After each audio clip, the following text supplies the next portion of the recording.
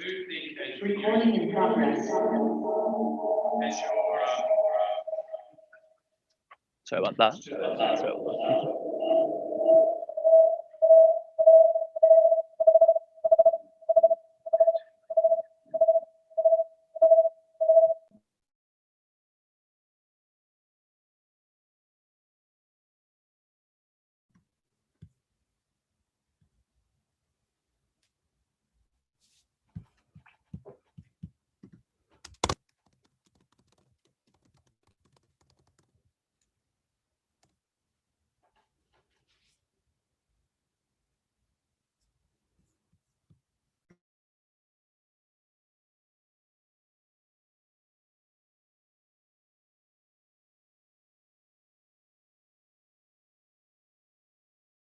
And they can either be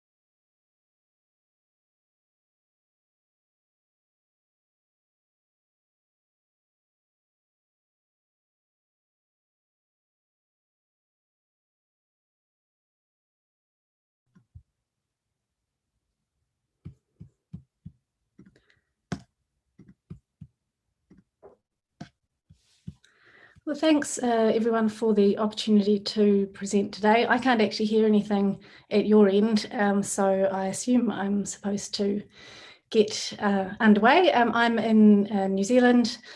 Obviously, you've just seen Rochelle, she's in Canberra, and we are presenting on some work we've been doing together over the last few months on worker wellbeing. I've got quite a lot of material I'd like to get through, so apologies in advance if this all seems a little bit rushed. But I wanted to start just with a few photos actually that were taken just last weekend with some e-Kiribati women who are in New Zealand under the recognised seasonal employer scheme. And they are currently working in the pack house doing kiwi fruit work on the night shift. And these women came in on 6-month contracts, and then the border closed, and they've now been here for more than 18 months. And they've been lucky, they have actually had full-time work right through the 18 months, but some of them, you know, they're now getting very tired from not having had any kind of break. And despite having work, you know, some of these women would really, really like to get home. At the moment, there is no pathway back to Kiribati from New Zealand for e-Kiribati workers. But they have families, some with very young children at home that they would like to get back to. And there are others in that group of women who don't have those family commitments at home, and they are actually quite keen to stay on for as long as they can to continue earning money. And then there are some who are really just not too sure whether they want to stay or go. They'd like to go back to see family and to have a break, but they are worried that if they go home, they may not have the opportunity to return again. And all of them are coping with a lot of anxiety about the future, whether they'll have another contract, whether they'll get another visa, and when they can get home. And the experiences of this group of women really captures some of the key themes that have come through in the research that Rochelle and I have been involved in over the last few months, looking at the impacts of the border closures in Australia and New Zealand on the wellbeing of Pacific seasonal workers.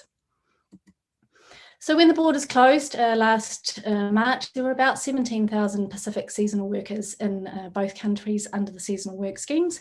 We had around 10,000 RSE workers, and then there were about 7,000 SWP workers. And by March of this year, 21, there are about 5,000 RSE workers, Pacific RSE workers, who are left in the country, and around half have gone home. And in Australia, about 1,000 SWP workers have been repatriated. So that would suggest there are around 6,000 who have stayed on in Australia. And the work, as I say, with Rochelle, we've been looking at how these travel restrictions have impacted on worker wellbeing, what some of the support measures have been for workers, and whether there are any sort of lessons learned to better support workers in the future. And we did our fieldwork at the end of last year, and we spoke to over 120 informants and covered a wide range of stakeholders in both countries. So there are just three things that I'm going to touch on briefly today.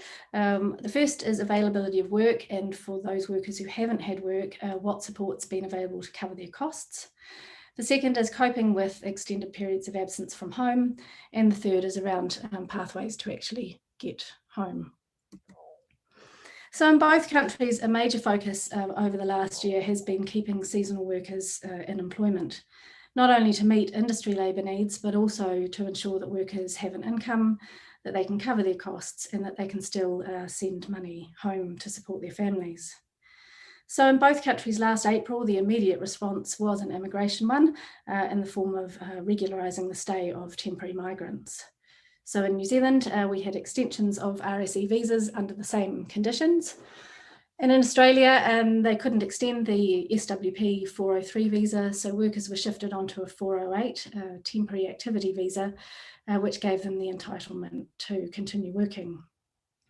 And there have also been major efforts to shift workers around between employers and regions and states. And this is something that's very common under the RSE. In a normal season, there's a lot of sharing of workers, but it has been something that's been new for SWP and for DESI.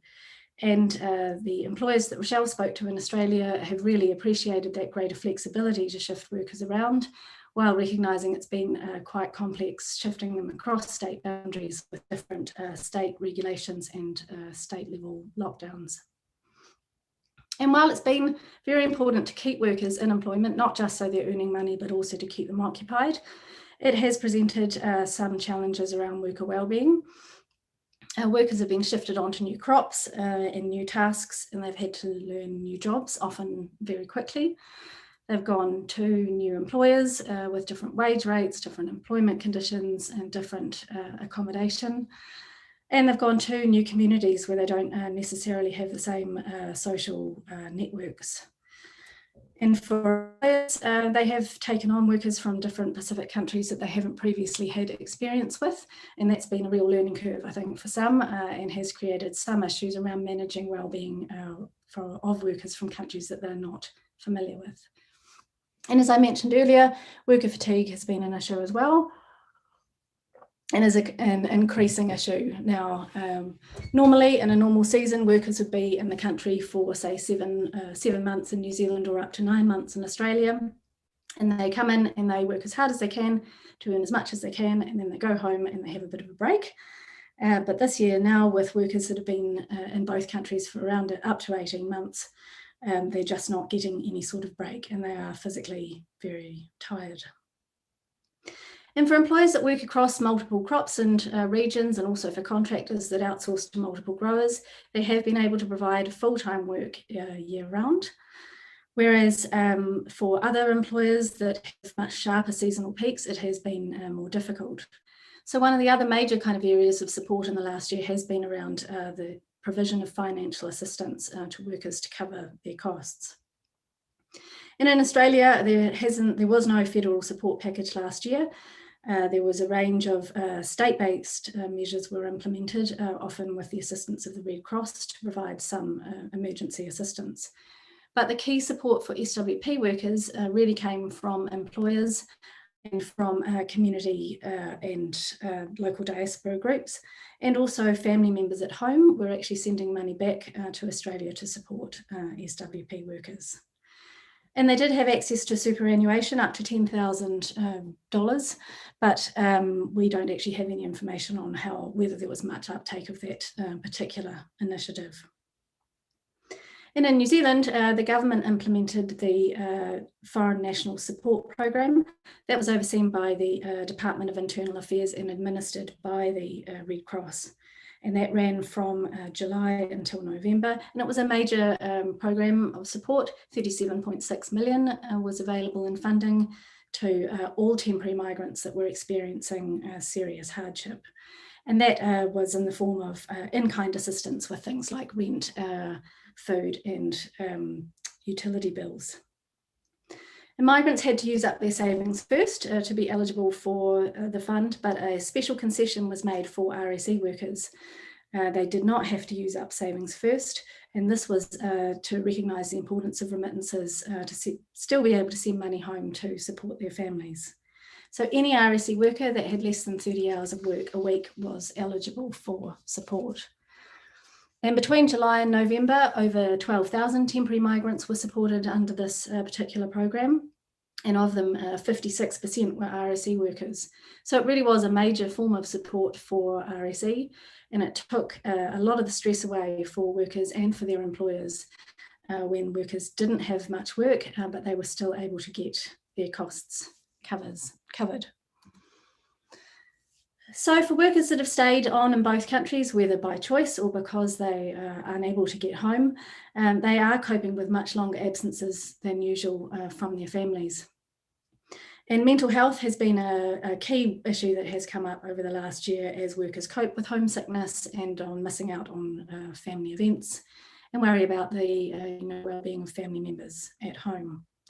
The key sort of behavioural issue that came up through our interviews was around increased alcohol consumption, and employers really did just put that down to the stress that workers were under. And there were reports of workers misbehaving in the hopes that it would actually get them sent home. Sexual health has been another key area of concern, concerns around risks of STIs among seasonal worker groups. And some employers and others have run additional sexual health training and provided contraception. But this is a particularly sensitive issue to address due to some different cultural sensitivities. And one of the most complex areas I think that's come up has been around pregnancies. There have been a number of SWP and RSE women who have become pregnant in both New Zealand and Australia.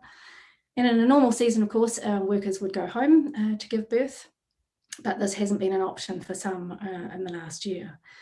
So RSE and SWP women are not covered under public health, and the costs, which start in Australia at about 7,000 and in New Zealand at about 9,000, have not tended to be covered by medical insurance. So these women have needed a huge amount of support from their employers and from different government agencies, as well as diaspora groups, to help cover these costs for pregnancies and births, and then ongoing support for mother and baby with accommodation, food and financial support. And in both countries, they have implemented a range of support measures in the last year. And I think the big one of the big ones in Australia certainly has been the Pacific Labour Facility's SWP Supplementary Support Program. That ran through until last December, with the PLF providing ancillary support to DESI to handle worker wellbeing issues. And they actually supported over 700 SWP wellbeing cases last year. And that covered a range of things, including absconding, pregnancies, and a range of critical incidents. And just quickly on absconding, I would just say that has actually been more of an issue that has come up in our Australian fieldwork than in New Zealand. And in some cases, that was linked to limited availability of work. But it is a very complex issue, and Rochelle actually interviewed a number of absconders, and they had quite a range of reasons for leaving their SWP employment. And it is complicated by the fact that SWP workers can apply for asylum in Australia and be granted a temporary protection visa, which gives them additional work rights and frees them up to work. They're not tied to an employer. And SWP employers said that the lack of of locating workers and removing them was enforcement measures, is the words I'm looking for, was one of the key issues that came up for them as well. So alongside what the PLF have done, we have had initiatives in New Zealand as well, and I won't go into those in any detail, just to say that one of them has been an online counselling service which has been piloted and has been run by a Pacific health service provider to provide counselling support for RSE workers. And Whakamiasina, which is our RSE worker training program, and they also had additional funding last year, and they actually provided a lot of support to RSE workers with the provision of different types of training to support workers' health and wellbeing. And they did all sorts of things. They ran fitness classes, arts and crafts programs, and more practical training for workers. And one of the benefits was that they could deliver training to workers during periods of downtime, which helped to help keep workers occupied. And then very quickly, the other area of support has been the repatriation programs in both countries. They have been major programs overseen by Palladium in Australia and by MFAT in New Zealand. These are extremely complex, and they continue to present a lot of logistical challenges in getting workers home. In some cases linked to changing re-entry requirements into Pacific countries, quarantine capacity, the costs for workers trying to get home, and also the availability of flights. So for workers who can get home, one of the big question is, do they stay or do they go? And that's really a trade-off between some of those social costs of extended periods of absence versus the financial gains of having continued employment. And I think there are workers, certainly in New Zealand, who have felt under pressure to stay on from family. They would like to go home, but their families would like them to continue earning money while they can. And then, of course, like the Kiribati workers in New Zealand, there is no pathway home for them. This is something that MFAT has been doing a lot of work on, but it is more complicated at the moment by the closure of Fiji. And also, ultimately, the decision rests with the Kiribati government around the return of their citizens. So just around implications, I think one of the benefits or positives that's come out of the last year has been the sort of multi-agency response that's been required to support Pacific seasonal workers. I think with the range of issues that have come up, this has led to much closer connections between government and non-government agencies, and between community, along with community and diaspora groups to support workers. And it's emphasised the importance, I think, of community connections for seasonal workers. And this is something that DESI and PLF are really building on at the moment with their respective community engagement strategies. I think the last year has highlighted some limitations in the wellbeing model, where the responsibility for welfare rests primarily with the employer. The last year there has been quite a burden on employers to provide pastoral care support for workers over much longer periods than usual, and also for RSE and SWP team leaders who provide a huge amount of support for worker groups. There's been a lot of pressure on them as well. And some risks for workers. There are already sort of unequal power dynamics in that employment relationship, and these have been exacerbated to some extent during COVID. With employers really in a bit of a gatekeeper role, access to work, access to information to an extent, and in New Zealand to financial support has been mediated by the employer. So there is a need for some sort of independent mechanism that can be put in place to support RSE and SWP workers. that's a source of trusted information that can provide advice and is a place for workers to provide feedback, both positive and negative. And the PLF actually ran a very big communications campaign over the last year to support seasonal workers and PLS workers with a lot of information around COVID health and safety and employment. And also MB did the same. We've got a Facebook page to get key messages out to workers. But I think what's missing is the perhaps that other end of gathering that information directly from workers and getting their perspectives. And this is something that New Zealand Apple and Pears industry group has been looking at. They ran a piloted an RSE worker online survey last year and are planning to roll that out. And hopefully that will be run each year with different worker cohorts, and we'll gather some of those feedback directly from workers on their employment and living conditions. And the last year has highlighted that while keeping workers in full-time work has been very important, they're not, simply units of labour that can be endlessly shifted around. They are actually people with families and communities at home and who are facing pressures and obligations from family at home. So even if they have work, that's not necessarily the most important consideration for some workers. And there is a need for a more holistic approach to considering worker wellbeing, and that is something that IMBI is working on at the moment, drawing on the Whanawhale model of health, which is what's in the picture in front of you, which acknowledges Pacific perspectives. So the floor or foundation represents your family, your immediate and extended family. And then the roof is your culture, your systems and values that provides support and protection. And then these two parts of the whale are supported by other aspects of wellbeing, including physical and spiritual wellbeing. And no one part of the whale stands alone. All parts are reliant on and supportive of each other. And building on this model, IMBI has actually just run a 3-day talanoa on worker wellbeing. And this is with key RSE stakeholders so that they can better understand some of the issues that are coming up and how to approach them through this more holistic model. And very quickly, just a couple of points looking ahead. The World Bank did some research last year on remittances and found that seasonal workers were continuing to remit during COVID, but the amounts and frequency decreased. And this does have implications for families at home who have factored regular remittances into their household spending.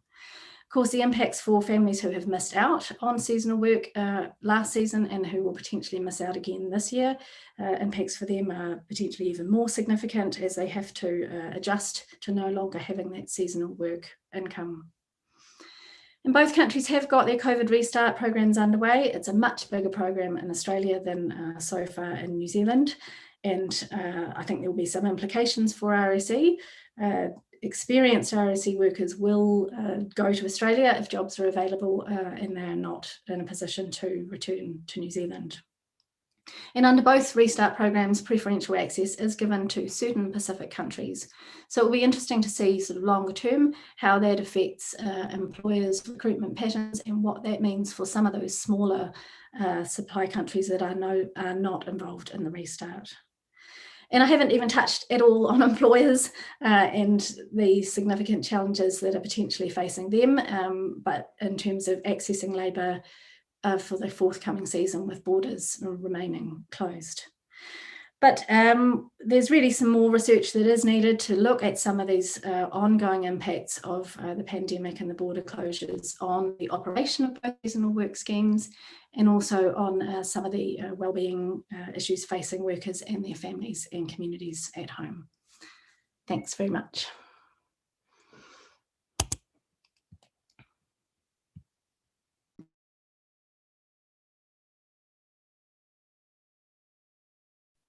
All right, thank you, Charlotte. Can you hear me? I can, thanks, Stephen, yes. Good, yeah, thanks to our team for sorting out all the technical problems, but you came through loud and clear. Very interesting presentation and on time.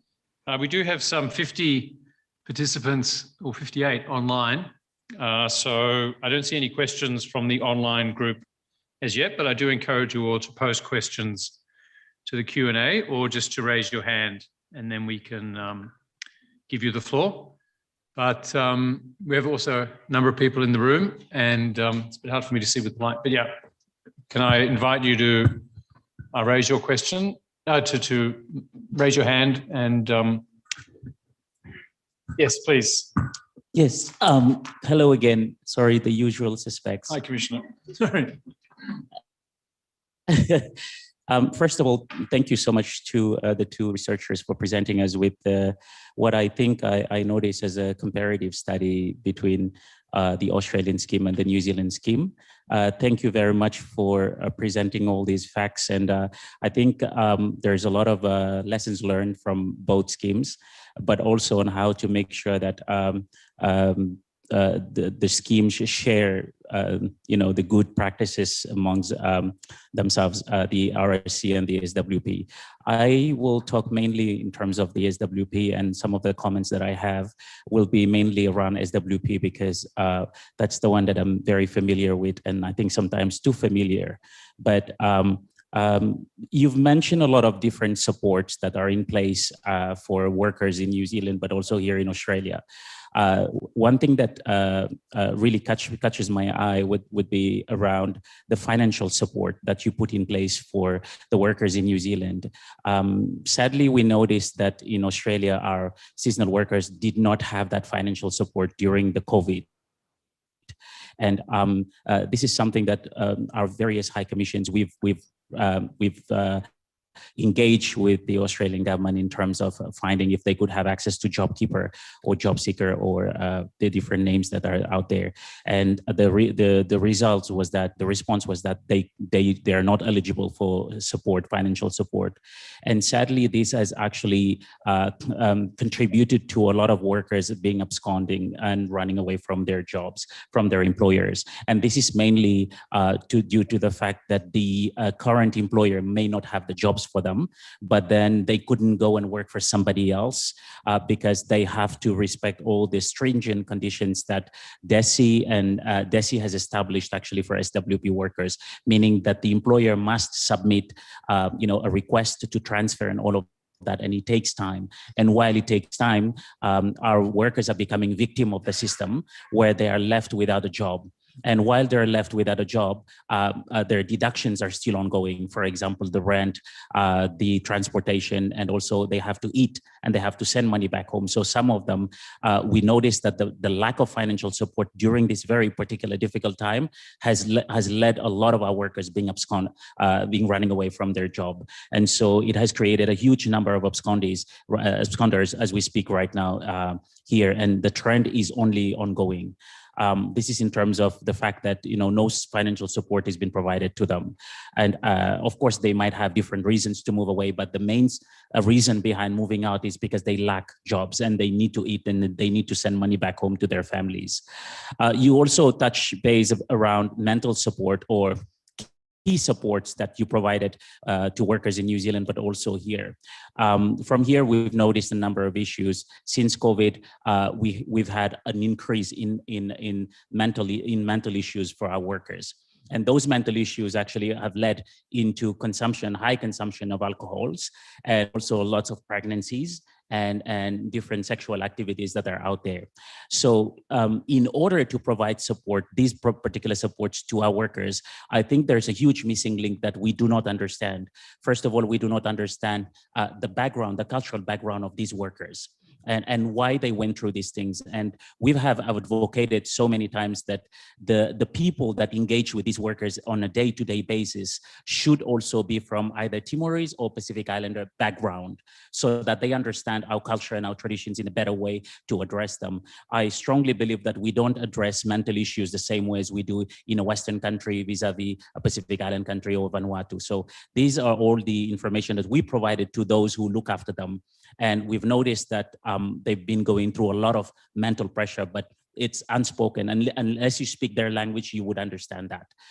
The other thing that was a huge missing link as well was in terms of these pregnancies that are happening. Yes, we can blame them. We can tell them that, you should not probably be pregnant and all of that, but the situation itself, the environment itself does not provide sufficient needs for them to be able to stay away from each other. For example, we've visited a number of accommodation in Australia and where they put men and women in the same house. Well, unfortunately, these ones don't play card at night. You see, they play different things at night. So yes, and so we've told the employer that you can't do that because culturally it's inappropriate. These are married men and women. You can't put them in the same house.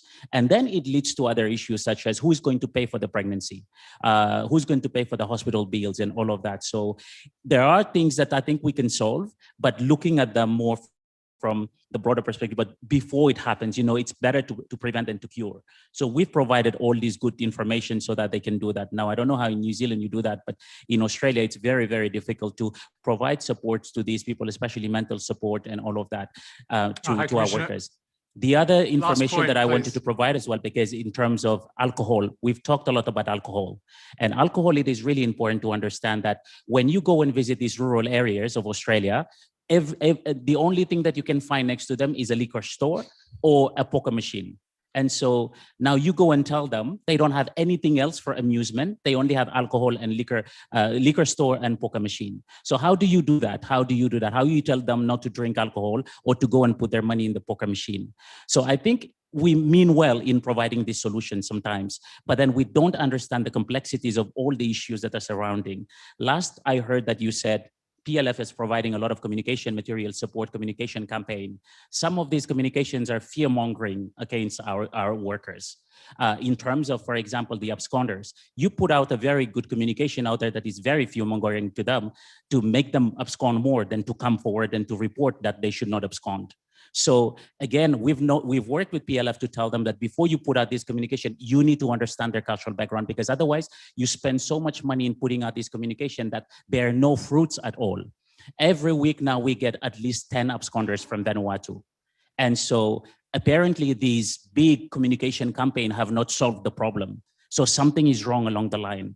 Maybe we should come back to the table and start looking into all these things, because the money that we put in there is our taxpayers' money, and we ought to use it wisely. Thank you very much. Thank you. That was very illuminating. Anyone else in the back row? Can I answer one question? Well, just because we're almost out of time, I'll give you a chance at the end. From the other high commissions, based on your experience, anything you'd like to add? No? Okay.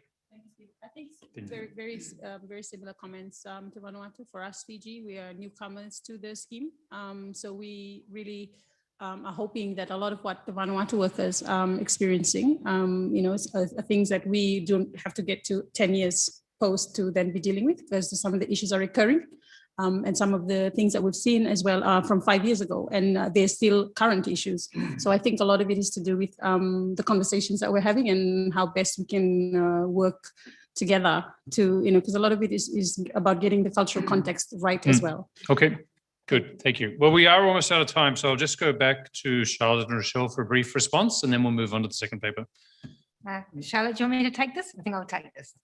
Stephen Sampson, thank you so much for your comments. I'll try to read as many as possible. As you know, I was a big advocate for trying to get the workers to get access to JobKeeper and JobSeeker, because to me, the argument was they're essential workers. They were feeding us in that time. But unfortunately, that didn't come about. As in for mental support, a lot of support that we saw actually came from the churches and the local diaspora. So that's one of the main findings that we found. But workers' voices really need to be heard so we can get better understanding on a lot of the issues that we were finding. So we need to hear a lot more, and I think Charlotte mentioned that a lot. In regards to pregnancies, there was a lot of pregnancies happening. People were taking solace with each other, like they weren't getting home to their families. They've been here for 18 months. They were definitely consoling with each other, and that has caused problems back in the Pacific as well with relationship breakups. There's also been, as Samson said, the close quarters. We've had a lot of sexual intimidation here. Sexual violence has occurred between SWP workers, but not just SWP workers, but also local Australians, which we didn't hear much of in New Zealand, but it has happened in New Zealand in the past. As for pregnancy, there was some information that came through, I think it might have been from the PLF, and it was telling workers, if you get an Australian pregnant, you may have to pay the costs. But I never read anywhere, if an Australian gets you pregnant, they will support you. So I think that's a really missing element in this as well. And agree with the comments from Fiji as well. The cultural conversation needs to be happening. There's a lot of cultural misunderstandings going on. There needs to be greater cultural awareness in these programs. But I'll just hand it over to Charlotte if you've got any words, Charlotte. No, I think you've covered that very well. We have got a couple of questions now, but I'm afraid we're just going to take them on notice. They are written, thank you very much. And they can, the authors can also reply to you. We'll pass on the questions, but I'm afraid I just noticed that we are out of time. So please join me first in thanking our two speakers, Rochelle and Charlotte. That was a really stimulating paper. Thank you very much. And we're now going to move on from the SWP to the PLS, and I guess from the present to the possible future, and this issue of family accompaniment, which is not permitted under either the SWP or the PLS, but which Michelle Carnegie and Luke Jeffress from the Pacific Labour Facility have been investigating. And they're going to present their findings to us here. And I think you're going to share the presentation. So I'll hand over to the two of you. So please welcome Luke and Michelle.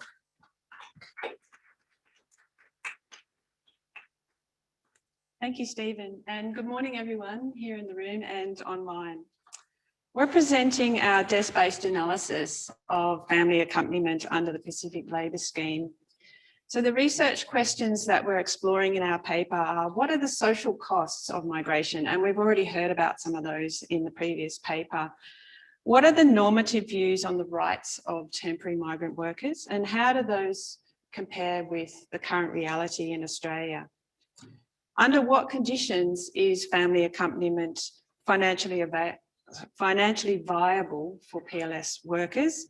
And what are the implications for key stakeholders? So that includes Australian employers, Pacific workers and their families, and Pacific and Australian government and communities. And importantly, we just want to make it clear that we're not advocating a particular position in this paper. What we're doing is sharing some scenarios, some financial modelling, and some early thinking around the implications of family accompaniment with and without permanent residency. So just some background on the PLS for those who might be a little unfamiliar. The program started in 2018 and it's managed by the Pacific Labour Facility. It's part of Australia's Step Up in the Pacific initiative. It's got the dual aims of addressing workforce shortages in rural and regional Australia, as well as providing work opportunities to Pacific Islanders and East Timorese, mostly under 3-year visas. Currently, the scheme doesn't allow for family members to accompany workers, and almost 60% of current participants are married or in long-term de facto relationships. So the graph to the right of this screen shows how the PLS has grown since its inception.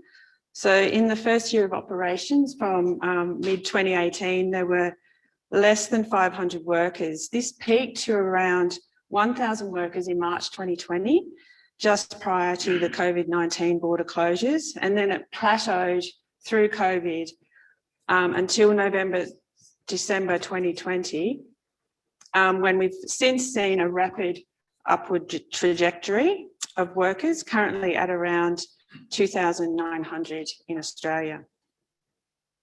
The majority of PLS workers are men. There are 10 participating countries, with more than 80% of workers from 4 of those countries, Fiji, Vanuatu, Samoa, and the Solomon Islands. And most workers are employed in the meat processing or agriculture industries. So a benefit that's widely recognised from temporary migration is that the monies that workers remit back to their households, and it contributes to livelihood improvement. And a further benefit is knowledge, skills and experience that workers gain. However, the findings from temporary labour migration studies around the world, including a limited number from the Pacific and Timor-Leste, show that migrating for temporary work without one's family can have significant social costs. And this is for the migrant worker and also the stay behind family members. Across all studies, the kinds of social costs can be due to changed roles and relationships. For example, how households adjust to an absent member for the unpaid and paid labour. Disharmony and or breakdown in spousal relationships, common triggers being infidelity, and disagreements over household income and remittances and how they're allocated. Mental health issues, which have also already been raised in the last presentation, can arise and do arise, such as loneliness, missing family members and physical contact with family, and missing important life milestone events. For stay behind children, losing the presence of one or more parent can lead to adverse psychosocial health and education outcomes.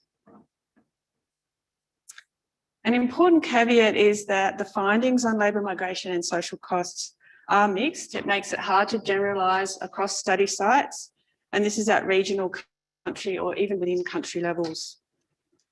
So the nature and degree of social costs are influenced by a range of factors that are depicted on this slide. So whether workers are married and have children, the ages and gender of their children, the gender of their stay behind spouse or partner, how easy it is for workers and families to communicate, the contribution workers usually make to their households, and the length of time they spend away from home and family. So we need more research to understand these social costs, especially for PLS workers, particularly because those workers are away, most of them for 3 years. And with this stronger evidence base on social costs and how they differ across countries and socio-demographic characteristics and so on, that would help PLF and other stakeholders figure out how best to manage and mitigate those costs and minimise harm. Now, in the global literature on temporary migration, there's two normative rights-based views that are debated, and these are depicted on the box to the left of the screen. So normative view one is that temporary migrants, regardless of skill level, ought to be offered family accompaniment as a basic human right, but not permanent residency. It's then a moot point as to whether they should also have access to welfare state benefits. The second normative view is that, again, regardless of skill level, temporary migrants ought to be offered family accompaniment and permanent residency, which would automatically give them the full rights and access to the welfare state that all permanent residents and citizens have. The box to the right of the screen represents the current reality in Australia, that low and semi-skilled temporary migrants don't have the option to bring their family members, whereas most, but not all, skilled temporary migrants do have those options. One of the arguments for limiting access to family accompaniment and permanent residency to skilled workers is largely an economic one. So recently the Grattan Institute proposed that permanent residency in Australia should be allowed for workers in occupations that earn at least $80,000 per annum. This is because every intake of migrants in those cohorts are expected to pay significantly more lifetime tax than people earning below this level, which in turn will bring greater benefit to the Australian community over time. Now, in this slide here, we're comparing, making these normative arguments in the reality in Australia a little bit more concrete by comparing the PLS visa with one of the temporary skilled visas in Australia, the 4-year temporary skill shortage visa, or TSS. It's an employer-sponsored visa. So both of these are for temporary workers, but we can see here in the top row how they significantly differ in skills profile, with 75% of TSS workers in the higher skilled jobs and 96% of PLS workers in the lower skilled jobs. So unsurprisingly, there's a significant difference in average annual earnings between the two visa categories. While some TSS workers get access to Medicare, PLS workers don't. And as already mentioned, family accompaniment and permanent residency are only for skilled temporary migrants in Australia. So returning to the moral normative arguments, should temporary and low skilled workers also be offered family accompaniment with or without a pathway to permanent residency? But if they were, what are the financial implications for those workers and their families living in Australia when their average annual earnings are less than half of the Australian average of $89,000 per annum? This is the topic of the next section of our paper, and I'll hand over to my colleague Luke. Good afternoon, everyone, and thank you, Michelle. My name is Luke Jeffress, and in this next section, we'll run through some of the financial implications for a range of typical family structures and scenarios for a PLS visa holder. So we have three family structures: a childless couple, a smaller family of 4, and a larger family of 6.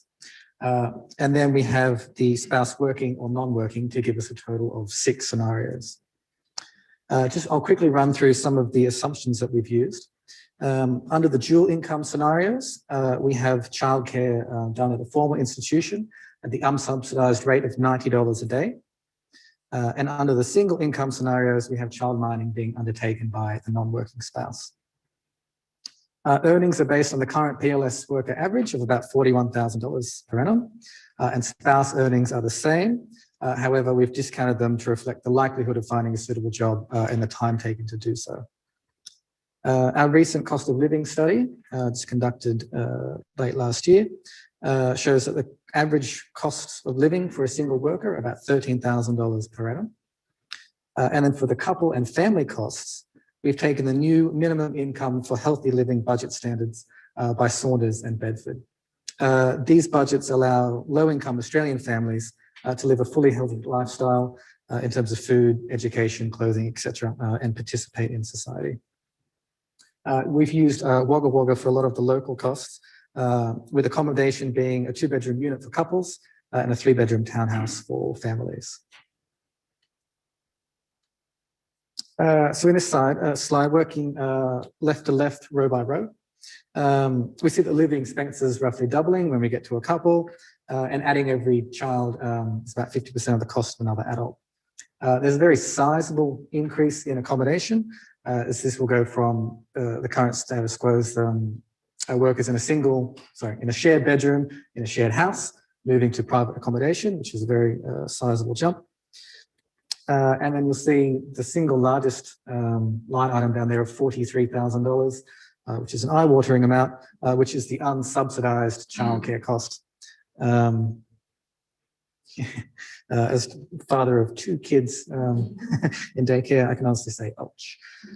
So on the next slide, we're going to subtract these expenses from the respective incomes and see what the cash flow position looks like. So currently, the average savings of a single worker is about $16,700. This would double for a couple. However, it's impacted by the discounted spouse income and additional accommodation expenditure.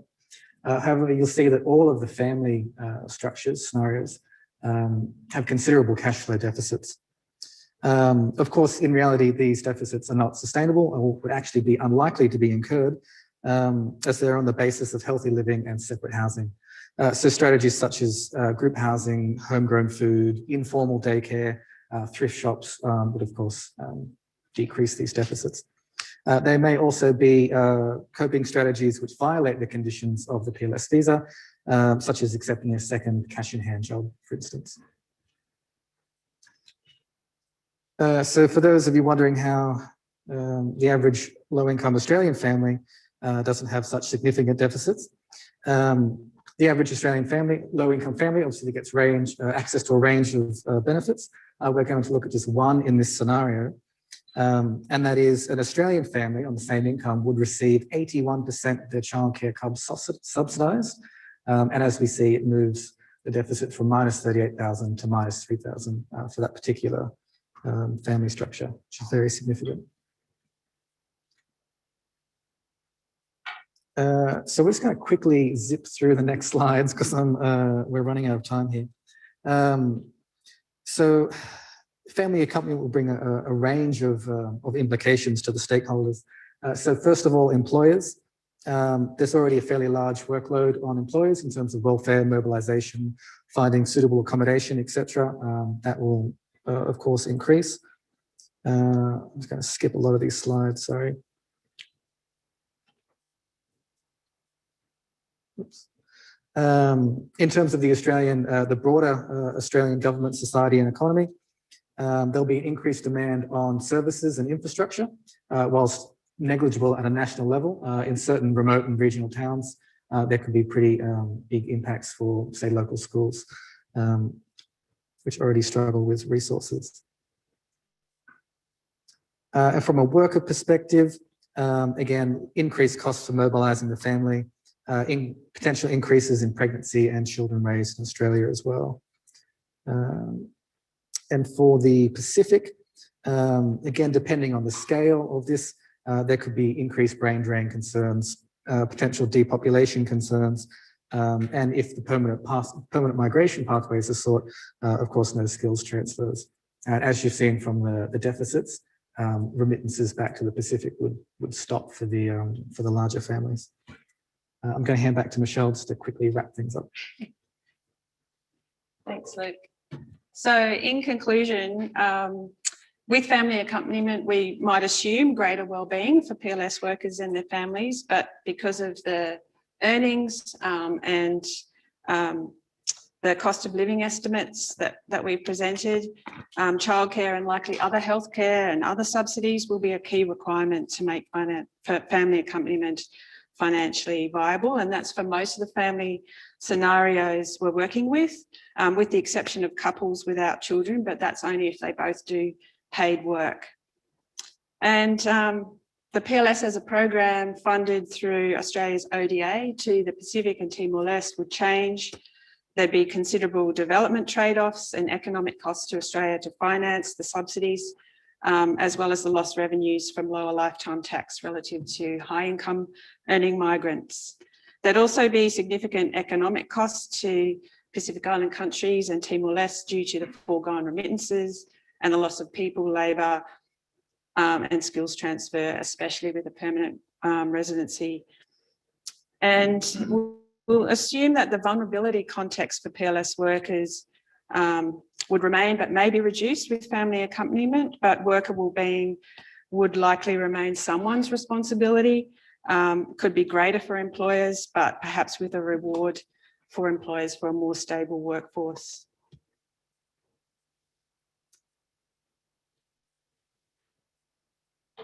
And finally, to sum up, the arguments for supporting family accompaniment, independent of a permanent residency pathway, again, we can assume a higher chance of reducing social costs for families being separated, especially for longer periods. There'd be respect for human rights of all temporary migrants, regardless of skill level or earning capacity. And if permanent residency pathways were realised, this could provide a release valve for Melanesian nations in Timor-Leste with high youth bulge and high youth unemployment, and also an opportunity for Australia to repay its environmental debts and contribute to regional stability for climate change adaptation, particularly for Pacific countries where lives, land and livelihoods will be increasingly threatened by sea level rise and other natural disasters. Thanks very much. Thank you.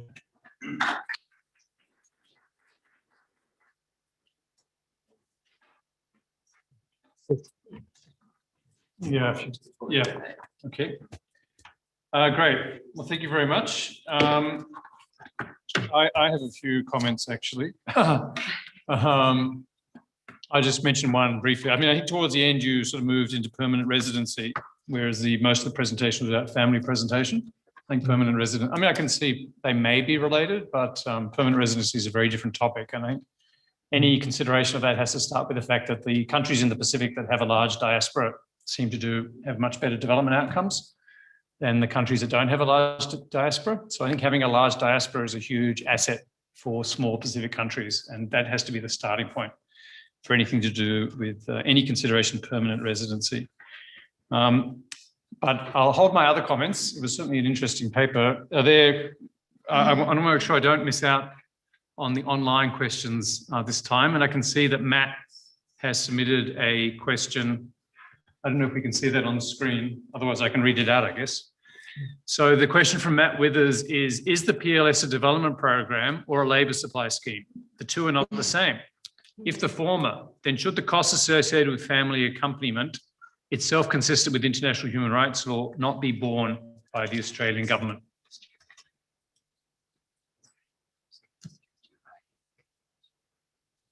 Did you get that question? Sorry. I'll read it again. Yeah, sorry, you were. So Matt is asking whether the PLS is a development program or a labour supply scheme. He's basically arguing whether the costs of family accompaniment he's suggesting they should be borne by the Australian government. What do you think of that? Yeah, no, I think we'd agree with that.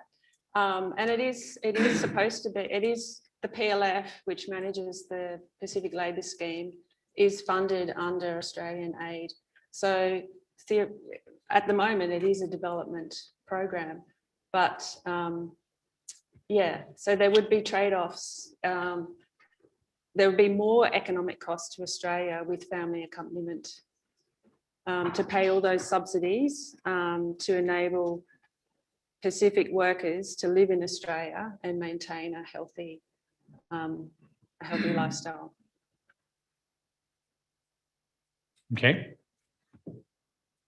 All right. Yeah, we often talk about this. We always say that the PLS is a temporary migration program, but it is supported by an aid-funded Pacific labour facility.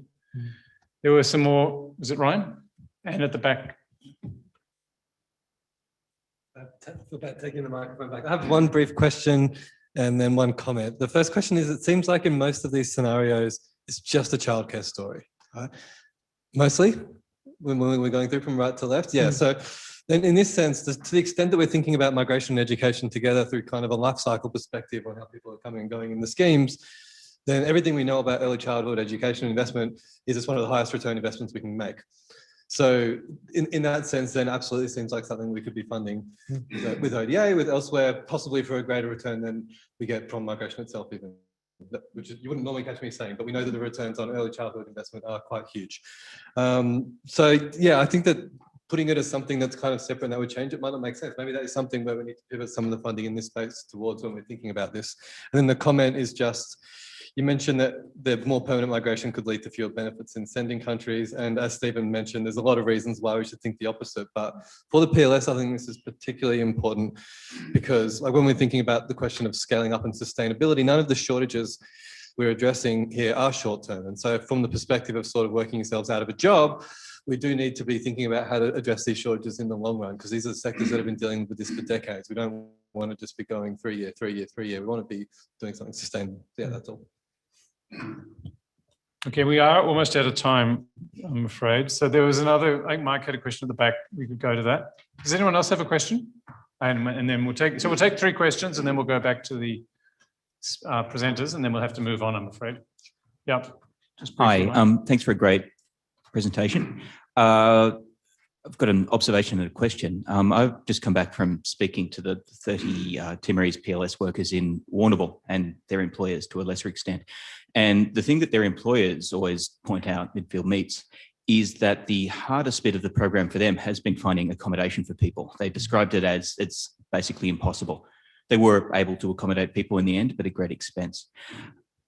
It's just no matter what sort of government subsidies were available, the idea of this cohort coming with their families, it would just be practically impossible. It just would be. And I mean, this is one place, but presumably it must be the same in Wagga Wagga or any other country town in Australia. So just interested in your thoughts on that potential limitation there. Interesting. Yes. Yep. Yeah, thank you. Robert from the Solomon Islands. Just a comment, very brief one. And just to add that we Solomon Islands also have a very small labour scheme with the Canadian government. And we have a couple of workers, I think about 20 of them there. And I think for the first 5 or 6 families that have been there for 2 years now, I think they've been given permanent residency status. And there are more applications coming up. So I thought I'll just, inform this for the, for the information of this gathering. Maybe PLS, perhaps that's the way to go. And we'll see how they're getting on in the light of your conclusions. Thank you. Thank you, High Commissioner. That's certainly very interesting. I wasn't aware of that at all. Okay, we'll just wait for the mic. Otherwise, the online speakers, online participants can't hear you. Yeah. Just adding to that, they're actually gaining Canadian qualifications in the Solomon Islands, and that's how they're getting in. So yeah, I've been following that one too. Yeah. Right. Okay, great. We've had some good. Oh, okay. We've got. Sorry. Last chance for a comment from the floor. Thank you for that, Michelle. And I just I wanted to raise an issue on helping the Pacific sending countries understand essentially their contribution to the Australian economy. I know a lot of conversation has been about the remittance levels to the Pacific. What we're not getting is how much we actually contribute to your economy. And this will help us, understand, the kind of responses, the kind of government engagement that needs to happen as well. And without that important figure, we are unable to formulate policy thinking, conversations back in capital to inform our engagement with this program. It's an important program, but we also need to understand our value in the Australian economy. And 130 million remittance that went to the Pacific last year, that's important, but that against how much we contribute, I think is a fair request that we need to understand first and foremost. Okay, thank you. All right, so we've got a range of comments and questions, and we do have time now to hear from the authors on your responses. Thank you. Great, thank you, everyone. I'll see if I can address all of them in one sweeping statement. So this was a simple, I guess, snapshot of what the immediate financial cost would be to the family in terms of, increasing the labour supply in regional economies and, growing rural Australia and, what are the benefits of that versus the costs of subsidising childcare and that whole analysis side of things. We haven't touched that side. We haven't looked at it at this paper, but it certainly deserves further research. Again, in terms of longer term remittances, as you'd see, short-term remittances would cease, but what would remittances do over 10, 20, 30 years, and certainly intergenerational remittances? Again, we haven't touched that in this paper, but it's certainly worth examining further. And I agree with the accommodation point earlier. It's one of the biggest issues in the PLS, for the PLF. And many workers are on farm accommodation or on fishing boats or something like that. And obviously those options aren't particularly family friendly. So the accommodation issue would just be magnified. Yeah. That's it? Anything else? No, that was very efficient. Have you asked the families, like if they could bring their have you asked the workers if they could bring their families, would they? Yeah, so we've workshopped this internally, and before the presentation, we said, would you bring your families with you? And it was just an overwhelming yes. And then after we show the financial implications of doing so, all of those hands suddenly went back down. Okay. Interesting.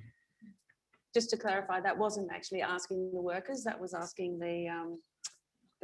it was workshopped internally with PLF staff. So it was the worker team who are caseworkers who work directly with the workers on the ground. That was their kind of initial feeling. Yes, they should be able to bring their workers, but yeah, after the financial analysis, it was kind of became more of an uncertain answer. Okay, well, we are out of time and we need to move on to the third paper. So please thank Michelle and Luke from the PLF for that work. And we now move on to our third and final paper for this session, and kind of continuing our forward trajectory. We're taking another, perhaps even further forward look at what is to come. And indeed, the title of the paper is For the Region Yet to Come, Climate Change and the Decolonisation of Mobility Governance in the Pacific. And our presenter is Sameed Suleiman, who's a researcher at Griffith University, and this is based on his ongoing research. So please welcome Sameed. Thanks, Stephen. First, I'd like to acknowledge the Ngunnawal people, traditional owners of these lands on which we're meeting today, and also like to acknowledge the Jagera and Turrbal people upon whose lands I live and work and occasionally sleep. Okay, so just to, I guess the caveat here is that we're going to shift direction a little bit. I'm a political scientist with a drama degree, or a drama graduate that does political science. So we're kind of it's a little bit more freewheeling. But what I'm really interested in here is stepping back and thinking about some of the ideas that we apply to thinking about the problems that we're facing. I'm interested in the normative, ideational, epistemic frameworks that we often take for granted that we apply to trying to understand problems in either macro or more granular levels. Okay. So the context of this paper, and I guess calling it a paper is probably pretty generous, this collection of paragraphs is the global reality that we all face in one way or another. Climate change is happening, and climate change is going to have profound effects on human mobility. I guess the most often cited figure is that between 200 million and 1 billion people will become displaced through the impacts of climate change in one way or another. Notwithstanding some of the problems with that estimate, it does sort of give us a sense of the scale of the problem, given that that number would already either match or vastly exceed the numbers of international migrants that we, well, people who we consider to be international migrants on a global population level. So it's a big deal, right? And we know that some of those shifts will be small in geographical terms. They may, be, coastal retreat, forms of urbanisation. They may cover much vaster distances within and beyond national borders. But we all know that mobility plays a big role in the human future, our human futures under conditions of climate change. So it's important that we think about it. I guess another important contextual factor is that there are ongoing political obstacles to creating effective and humane approaches to migration governance. While there have been some really interesting developments, I guess at the global governance level, we've seen the emergence of the global compacts on migration. We've seen, I guess, the alignment of, I was just speaking to someone before about the IOM, the incorporation of the IOM into the UN, system. Never been good at negotiating the table, Mike. Sorry, everyone. But of course, we live in we live in interesting times, right? We've seen the emergence and resurgence of various forms of nationalism, commitments to various understandings of, selves and others in a volatile world. We've seen the emerging importance of material borders and boundaries for public health and interest in the last 18 months. We also have a situation where migration tends to be seen as a second-order concern. It tends to be seen as something that happens as a result of social and political transformation, rather than being a part of social and political transformation. right? And I think that I've written a couple of papers on this. I can send them to you if you like.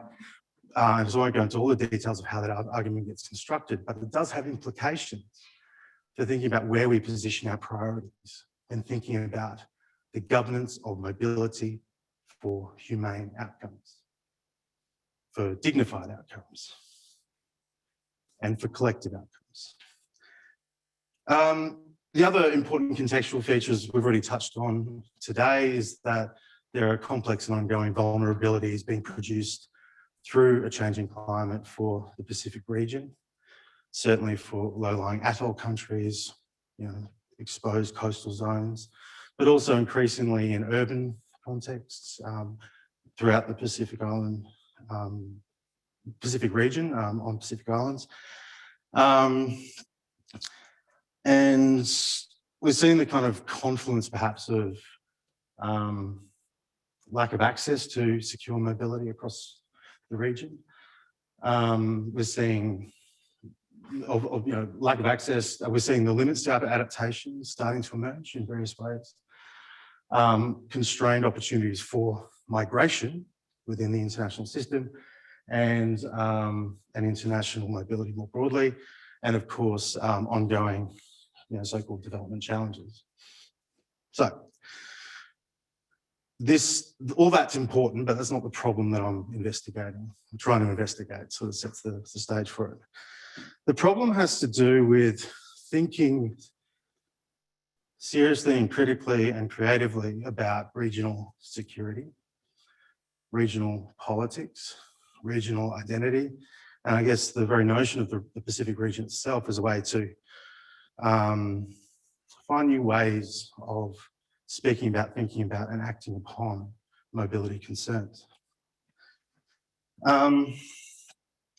We have seen in recent years, through the Boy Declaration, increased advocacy in international and global fora on climate change, really strong solidaristic activity to present Pacific interests to the world, notwithstanding some difficulties in the sort of multilateral system at the moment. We also have what Katarina Tiwa and her colleagues have called the rush for Oceania, where we get this kind of intense interest in the Pacific region for a whole bunch of different reasons, largely hinging around security and geostrategic interests. Within this context, there's so much attention focused on the Pacific region. There's so much attention focused on the development outcomes for Pacific countries. With so much attention focused on what the rest of the world can do to help the Pacific survive climate change or adapt to climate change. There's very little engagement with questions of human mobility. And I mean that in a more multidimensional and complex way. Yes, there have been discussions around the prospect of climate refugees, we put in those terms. Yes, there have been really important discussions around the relationship between migration, development, and climate change adaptation. Yes, there have been really important discussions around the Pacific Labour Scheme, for example, and other temporary migration schemes as a way to increase the circulation of capital into the region. But migration and mobility tend to be sidelined within broader discussions around regional security. And where there have been policy developments, and there have been really important policy developments, Fiji, for example, with its raft of policies around planned relocation and displacement, Vanuatu's policy on climate change, sorry, I can't remember the name of it right now, climate change and disasters and human mobility. Those tend to be quite constrained within national contexts. And we want to ask the question about whether regionalism can provide a lens and a vehicle for thinking more seriously and critically about humane solutions to current and future human mobility problems. So the question I ask is the national order of things right? The term, this is a phrase that's coined by Lisa Malky, is the national order of things limiting our thinking on the governance of climate mobility in the region. So to do this, I first problematise what I'm calling state-centric mobility governance. Now, of course, nation states are, real, they exist, they're an important part of our institutional life. But I think state-centric approaches to mobility tend to subsume mobile people, mobile subjects, and mobility itself within a kind of national framing. And so this leads to problems when it comes to thinking about emergent mobility concerns under conditions of climate change. I won't go into this too much other than to say that thinking about the limits of state-centric mobility governance, it cannot comprehend, cannot engage with radical uncertainty, right? Radical uncertainty. We don't know how climate change is going to play. We just don't. We have a sense of how the geophysical conditions might shift, might change, might alter. We can speculate as to how human communities might and individuals might respond, but we don't know for sure. We have a problem of our thinking being kind of bound up within dominant narratives about climate change and mobility. Whether it's the kind of climate and conflict narrative or whether it's the sinking islands narrative. These are dominant, predominant. They shape a lot of public discourse, but they do get in the way of more migrant-centric approaches. We have divergent norms around climate change, about migration governance. I won't go into that too much. I guess the other thing I wanted to touch on here is complex scalarity, right? And I think this is a big problem and an issue that we need to confront in thinking critically and politically about mobility. Right? We often think about mobility governance as happening between and within states, nation states, sovereign states. But what we're increasingly seeing is that climate change and its effects are being distributed in really complex ways across scales, right? From the global, the planetary, all the way down to the local and the household. Oftentimes, a national focus on mobility governance can't kind of give us what we need to manage that complex scalarity. And then, of course, we have these kind of intersecting problems emerging through climate change, urbanisation, and I guess a broader refugee crisis across the world. More and more people being displaced, fewer and fewer people being recognised as legitimate subjects of protection, with very little movement in the policy and political and legal frameworks that we have to offer people protection, dignity, and survival on the move. So climate change then, coming at through this critique isn't just about, changing climatic patterns and its more immediate effects. It's also having really interesting and profound impacts on the socio-spatial architecture of our lives, right? Baldwin talks about this, Andrew Baldwin talks about this in terms of complex deterritorializations and re-territorializations. It's literally changing the grounds on which we're standing today, right? Thanks. It's changing the physical referent upon which our legal and political systems are built, right? I think that's a problem that we need to think about. Okay, so with all this kind of abstract level problematizing, what I'm trying to do in this project is to think about the region not just as something that sits between the national and the global, but as a site of politics, a site of experimentation, a critical site in which we can start thinking about things otherwise. So just to quote Imre Siemann, region owes nothing to the forms of citizenship granted subjects by states or to the power that comes from the indifference to the spaces traversed by the infrastructure of modernity. So thinking about region as this critical medium through which we can ask critical questions. And the critical questions I want to ask through thinking about the region, not as a kind of in an instrumentalist way, but as this thing that sort of operates within and between and through the regions, states, communities, peoples, is whether we can start thinking about migration and mobility, not just in terms of the economistic, not just in terms of the humanistic, but start thinking about it in more pluralistic terms. Right? Start thinking about mobility as something that means many, many things to many, many people, collectively and individually, and that we need to start negotiating those different interests as a way to produce regional security.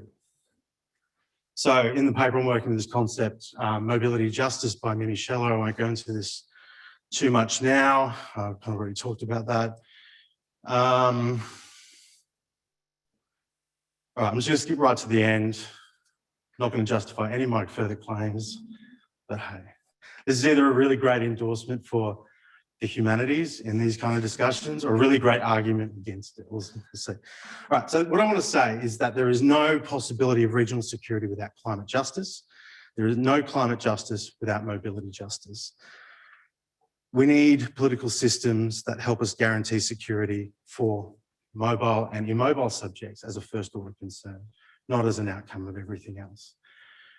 And I guess a point that I haven't enumerated there, but I think it's just sort of come to me now listening to Rochelle and her colleagues and our colleagues from the PLF, is that regional security is being constituted in the everyday, right? It's been constituted through the lived lives of people.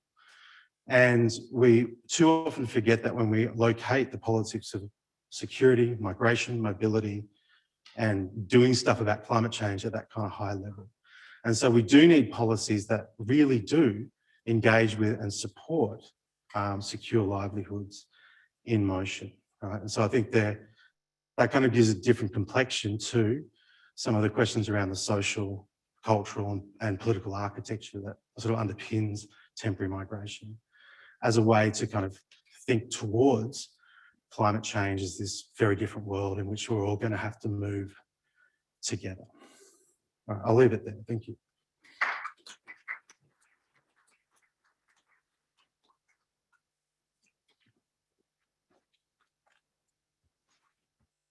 Okay, thank you. Thank you very much, Samit. That was interesting. Are there questions and comments? I think we've got nothing online so far. So I'm looking at you all. Yeah, please.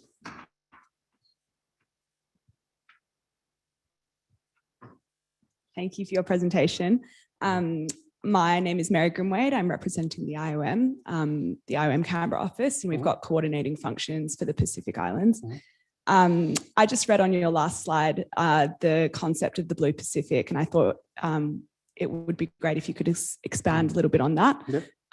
It's often been referred to now as the new sort of framework, the identity framework that Pacific Island countries are adopting. And I think it's got quite a specific focus on climate change as well, and how we might reframe the way that we deal with climate change policy in the future in the Pacific. So it would be great to hear your thoughts on that. Sure. Thank you for the question. I won't profess to speak for anyone or on behalf of anyone, other than to kind of say that I've learned a lot from, thinking on the region from, really important Pacific thinkers. And that's all to say that the Blue Pacific isn't a new concept, in the sense it's an articulation of, old ways of thinking, relationally, critically, and politically about the region and difference, and in many contexts, mobility. So I think it's really quite, I think both interesting and impressive that regional diplomacy has kind of been projecting outwards to kind of crystallize a narrative around the Blue Pacific in quite productive ways, I think. But I also would, I guess, caution people to not fetishize that as a brand Pacific, but also to to really understand what it means. Like, what it means is it's an index of, or to, a reference to old ways of thinking that have been projected into the future. And there are ways that helps to think critically about shared and common realities. I think we can do more from this place, in this place, Canberra, I mean, to recognise that politically. Okay, yep. Thank you, Samid, for a really interesting presentation. I really enjoyed the conceptual framing that you put forward and really appreciate that. And I think there is a real role for the humanities to bring these issues to the fore. I'm just wondering how you are proposing to move these ideas forward in terms of your thinking and further research. Yes, thank you. Look, I'm finally get this paper out. That's my first thing. I've been working this for a while. I guess this is a project that I've been developing over time in conversation with people, reading between, you know, writing lectures, giving lectures, rewriting lectures, re-giving lectures.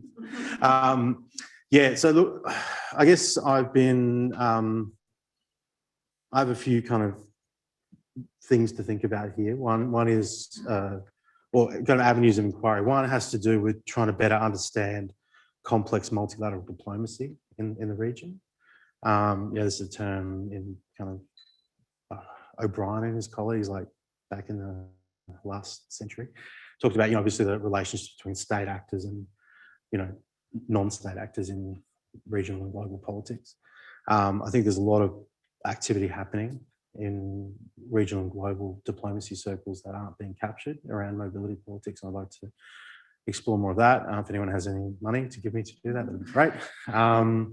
I'm also really interested in the role of diaspora in acting as multilateral agents in a regional context. I think that's really important. For example, Pacific Islands Council of Queensland is an organisation that I've, you know, been talking to quite a bit, have good relationships with some of their members and representatives, and they do amazing work and have done amazing work in supporting some of the, you know, quote unquote stranded populations of Pacific workers in Queensland, and just brokering better futures and, you know, for people, particularly for temporary workers and other, you know, diaspora stakeholders. So I'd like to kind of engage with that as well. Okay, we have time for one more question. Yeah.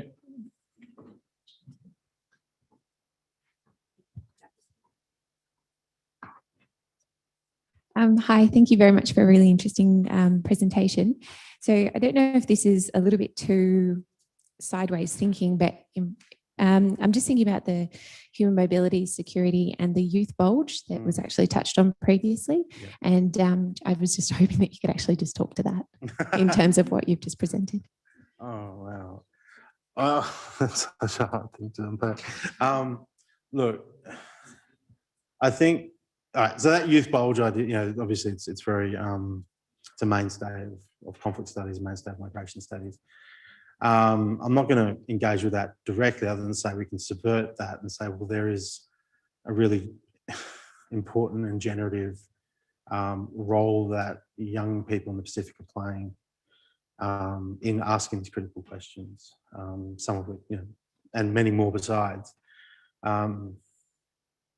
And I think greater recognition and engagement with that and inclusion of those voices in the corridors of power would be probably important, and finding ways to project those voices, those interests into the more cloistered spaces where decisions about this stuff are being made, whether that's in policy, you know, or, you know, in cabinet or in you know, in the public service or in negotiating rooms at the UNFCCC.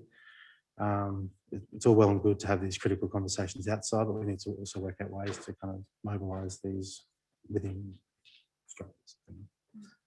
That's hope is a good non-answer answer. Good. All right. Well, we are at lunchtime or just after, so I might draw the session to a close. I think we've had three very interesting, you know, different but all interesting papers making up a great session. So thanks very much to all our speakers and to all of you for staying on, whether you're here or online. So a round of applause. And now it's lunchtime for those of you who are lucky enough to be here, and it's just outside, I guess. And so please enjoy your lunch and do